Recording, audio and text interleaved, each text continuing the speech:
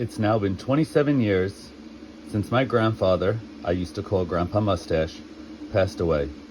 I wrote this for him 1 year after his passing, and I'm just going back and wanted to share. My grandfather was born on January 27th, 1921 in a little village called Dilia, located in the mountains of Sicily, Italy.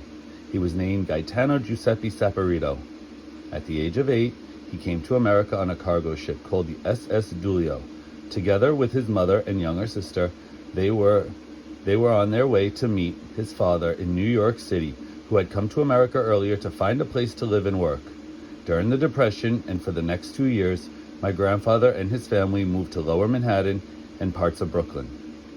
When he was 15, he attended James Madison High School in Brooklyn, New York, where he ran track for 3 years. When he was 18, he dropped out of high school only to go to work because his family needed money, since there was 3 more children in his family.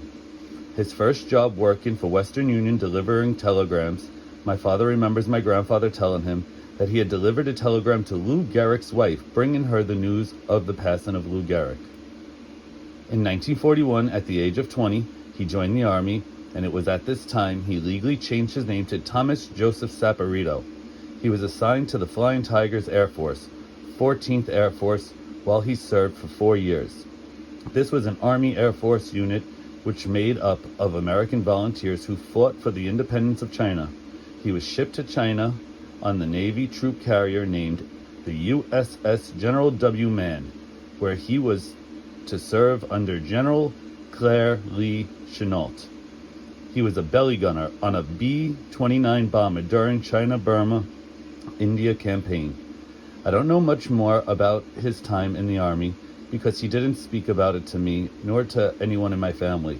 All I do know is that he was discharged from the Army in 1946 after having malaria. I do know that when he was discharged in 1946, it was at the time he met my grandmother Rose, whom he married 6 months later. After my grandparents got married, my grandfather worked at Republican Aviation on the assembly line, putting together planes. After a short time, he decided to leave and re-enlist in the Army. He served an additional 33 years and retired in 1980. During those 33 years in the Army, he taught military training at West Point during the summers and at Aberdeen Providing Grounds in Aberdeen, Maryland. Also, teaching military training. His unit was put on alert during the Vietnam War and the Cuba Bay of Pigs, which was a Cold War between the U.S. and Cuba when Castro took over Cuba and became its leader. I also have been told stories that he was a bodyguard of Princess Grace Kelly of Monaco and of Jacqueline Kennedy, as well as to elected officials. After he retired from the Army, he worked at private security for the New York Yankees and the New York Mets, where he also was an escort for the Yankees' wives and Met players. I remember when my grandfather worked at Chase Stadium as a security guard. He took me along. We used to arrive early so that I could meet the players and get their autographs. When the game started, I used to stay near his assigned station and watch the game and keep score.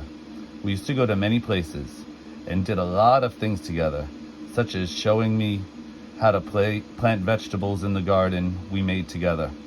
I learned how to grow vegetables from seeds we planted in the house during the winter. We did lots of fishing together, and he taught me how to bait a fishing line and cast it. My grandfather taught me a lot of things about life, especially on how to be patient, which is what he was and something I was always remembering about him. So with that, I just wanted to tell everybody, remember Gaetano Giuseppe Saporito? This was a part of his life you might not have known, and I just wanted to share that.